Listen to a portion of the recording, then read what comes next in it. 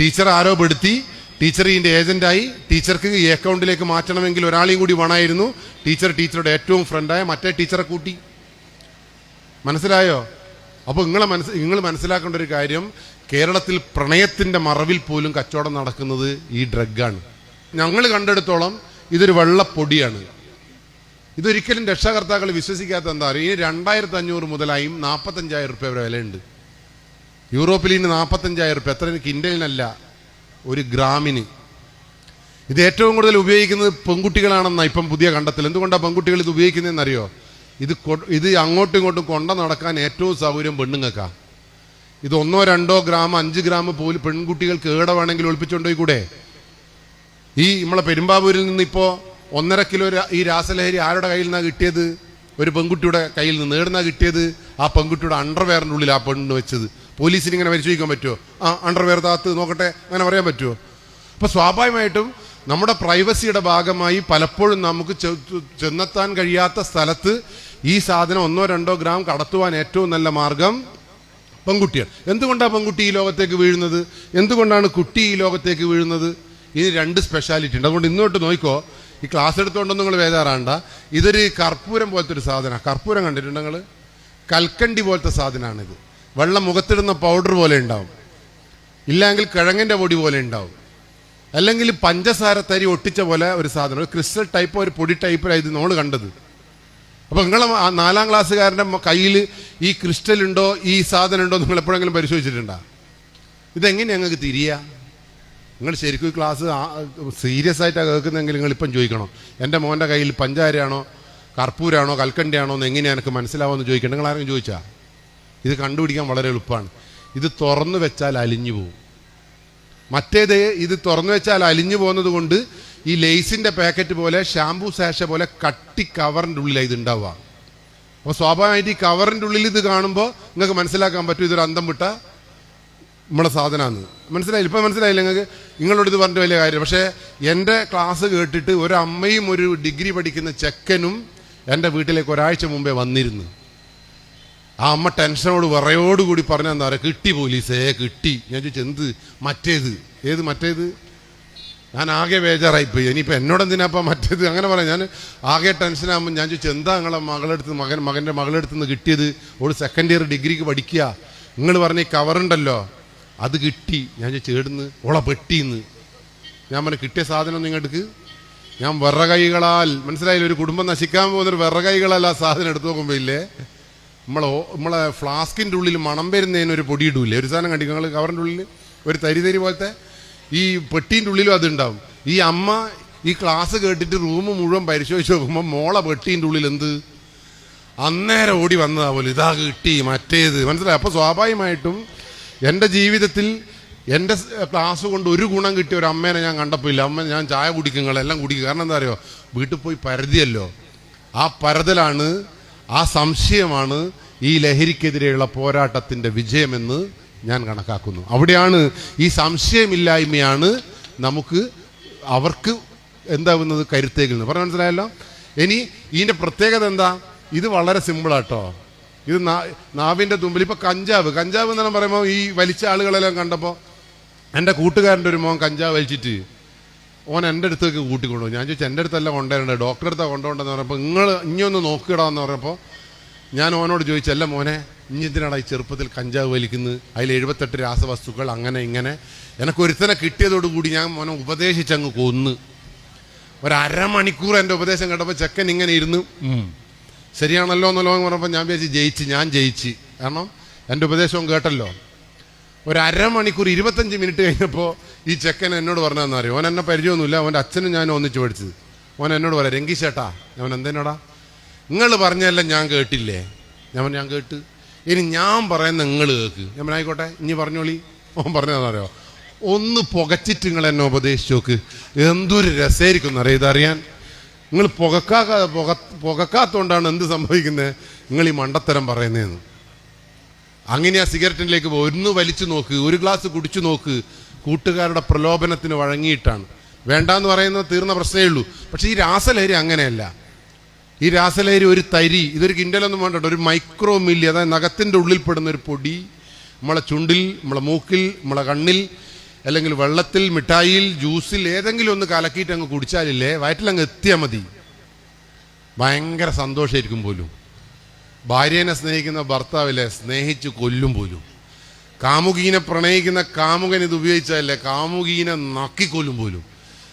ഇനി പശുവിനെ പോറ്റുന്നെങ്കിൽ പശുവിനില്ലേ പുല്ലും തവിടും മിടക്ക് സ്വർണ്ണടക്കം ഇട്ട് കൊടുക്കും പോലും.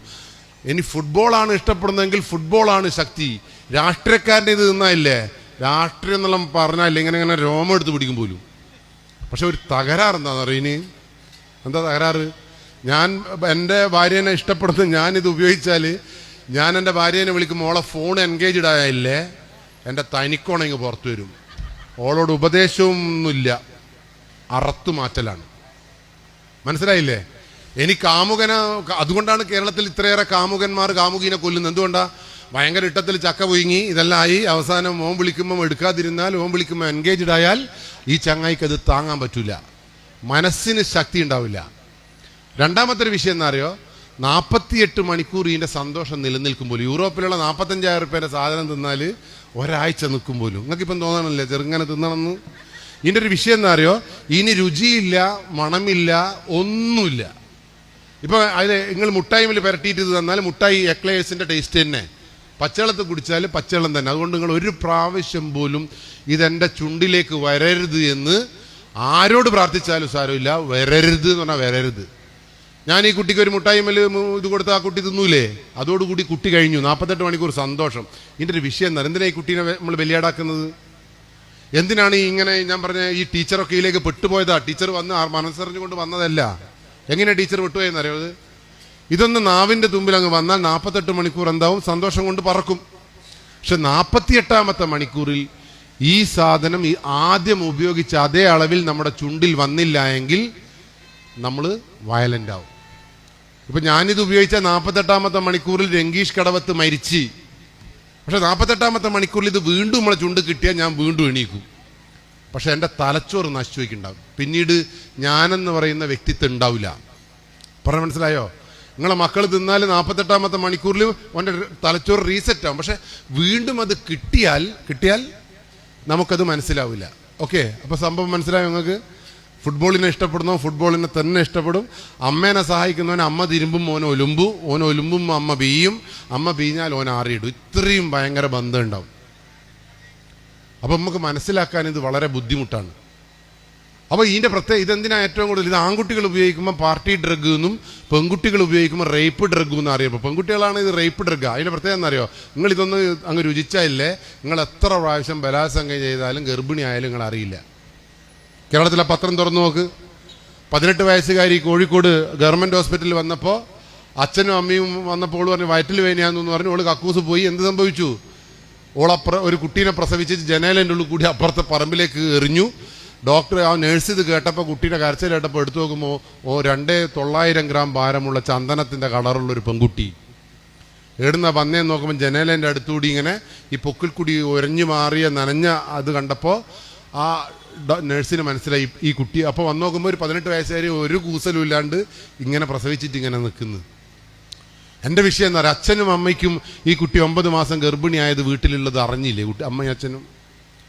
എറണാകുളത്ത് 21ാമത്തെ തട്ടിലുള്ള ഫ്ലാറ്റിലെ പെൺകുട്ടി 9ാമത്തെ മാസം 6ാമത്തെ മാസം ബാംഗ്ലൂരിൽ നിന്ന് പഠനം ഉപേക്ഷിച്ച് ഞാൻ പഠിക്കുന്നില്ല, അച്ഛൻ്റെയും അമ്മേൻ്റെയും കൂടെ ജീവിക്കുന്നതെന്ന് പറഞ്ഞിട്ട് ആ വീട്ടിൽ ജീവിച്ചപ്പോൾ ഒരു 9.5 മാസമാകുമ്പോൾ കുട്ടിക്ക് വയറുവേദനയാവുന്നു, ബാത്റൂമിൽ പോകുന്നു, കുട്ടി പ്രസവിക്കുന്നു. അത് കുട്ടി ആ ബാത്റൂമിൽ നിന്ന് വരുമ്പോൾ കുട്ടിയുടെ കയ്യിൽ ഒരു ആമസോണിൻ്റെ ബാഗ് ഉണ്ടായിരുന്നു.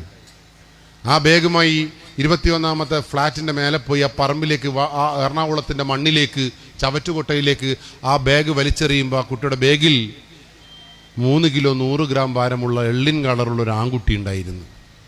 ഒന്ന് ആലോചിച്ച് നോക്ക്. നിങ്ങൾ പ്രസവിച്ചില്ലേ? എനക്കെൻ്റെ ഭാര്യനെ ഓർമ്മിക്കുമ്പോൾ ഒന്നും കൊടുക്കാനാണ് തോന്നി. കാരണം എന്താ പറയുക? ഓള് പ്രസവിച്ചിട്ട് വരുന്നൊരു വരവുണ്ടായിരുന്നു. 3-4 ആൾ എടുത്തിട്ട് പിന്നെ കോയമ്പിടുന്ന് പൊടി കൊടുക്കുന്നു. 3-3.5 ലക്ഷം ഉറുപ്പ്യ ചിലവാ.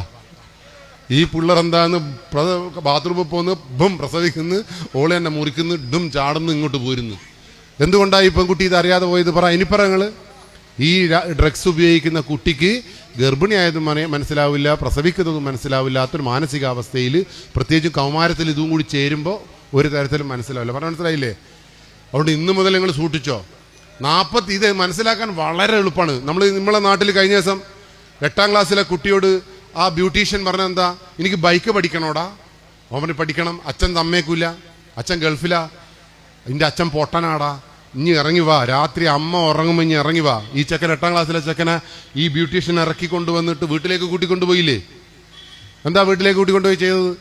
വീട്ടിൽ കൊണ്ടുപോയിട്ട് അവൻ്റെ ഭാര്യ കുറച്ച് ഡ്രസ്സെല്ലാം ഇട്ടിട്ട് ഇവനൊന്ന് കെട്ടിപ്പിടിച്ച് ഒരു ഉമ്മ അങ്ങ് കൊടുത്ത് കുറച്ച് സെൽഫിയെല്ലാം എടുത്ത് പോന്ന പോക്കിൽ ബൈക്ക് പഠിച്ചോ പറഞ്ഞിട്ട് വെള്ളത്തിൽ ഈ സാധനം പൊടിച്ചങ്ങ് കൊടുത്തു. ഇത് കുടിക്കുമ്പോൾ എന്ത് സംഭവിച്ചിട്ടുണ്ടാവും പറ? ഒന്നും മനസ്സിലായിട്ടുണ്ടാവില്ല. ചെക്കൻ ബൈക്ക് ഓടിച്ചു. ബാക്കി പറങ്ങള് 48ാമത്തെ മണിക്കൂറിൽ പറഞ്ഞോ, ഈ സാധനം ഇല്ലാതെ ചെക്കന് പറ്റൂല. വയലൻസ് ഇങ്ങനെ ഇങ്ങനെ ഇങ്ങനെ ഇങ്ങനെ മുട്ടും.